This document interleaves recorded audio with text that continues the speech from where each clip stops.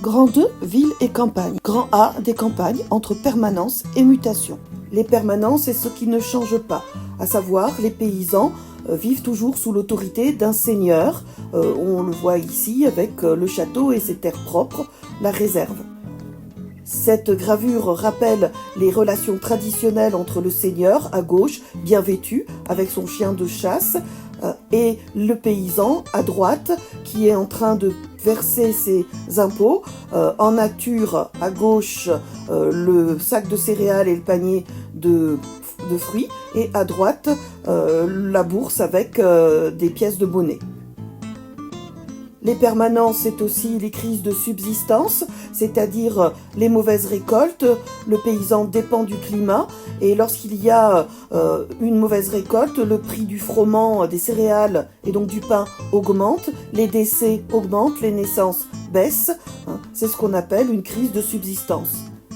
Ces crises de subsistance se répètent régulièrement au XVIIe siècle. Elles sont moins nombreuses à la fin du XVIIIe, quand commence la transition démographique. Les mutations, c'est donc une meilleure alimentation qui explique la baisse des décès et les débuts de la transition démographique, mais c'est aussi, comme on le voit sur cette planche de l'encyclopédie de Diderot et d'Alembert, des charrues un petit peu plus perfectionnées avec un soc en fer. Le soc, c'est ce qui creuse la terre et donc ça permet d'avoir de meilleurs rendements, c'est-à-dire des quantités plus importantes par unité de surface. La condition paysanne est variée, comme le montre cette peinture de Lenain. On a au fond un paysan plutôt aisé, peut-être même propriétaire de sa terre. À gauche, un couple de paysans lui aussi assez aisés. À droite, par contre, pieds nus, en haillons, avec son enfant lui aussi pieds nus, un journalier, c'est-à-dire un ouvrier agricole qui travaille à la journée pour les paysans plus aisés. Ce sont les paysans qui paient l'essentiel des impôts aussi bien aux seigneurs qu'aux rois. Et c'est pour ça qu'il y a de nombreuses révoltes populaires au XVIIe, mais aussi au XVIIIe siècle. Et la révolte que l'on a étudiée est celle des Va-nu-pieds en 1639. On peut citer celle des Croquants dans le sud-ouest de la France. C'est pour ça que la première chose que les paysans vont réclamer en 1789, c'est la suppression des droits seigneuriaux. Grand B, l'essor des villes. La population française est passée de 20 millions en 1600 à 28 millions en 1789. 80% de la population est rurale, mais on observe une mutation urbaine. Les villes augmentent progressivement leur population. C'est le début de la transition urbaine. Par exemple, Paris passe de 300 à 600 000 habitants. C'est la même chose pour les autres grandes villes, Lyon, Bordeaux, Marseille, Nantes et Rouen.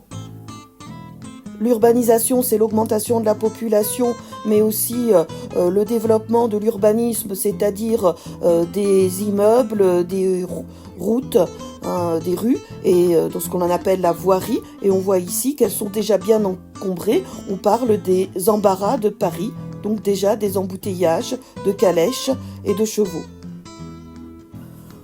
On trouve tous les milieux sociaux dans les villes. On a au centre de ce dessin certainement une bourgeoise qui est en train de faire ses courses.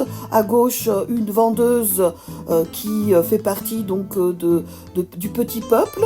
Et à droite, un voleur de bourse qui fait partie des miséreux de la ville, très nombreux à cette époque.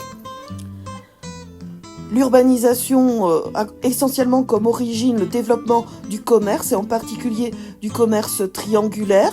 On voit ici la femme d'un armateur négrier, c'est-à-dire d'un commerçant qui possédait des bateaux pour aller chercher des esclaves et ensuite ramener des produits des colonies anglaises. Et on voit une servante noire au second plan.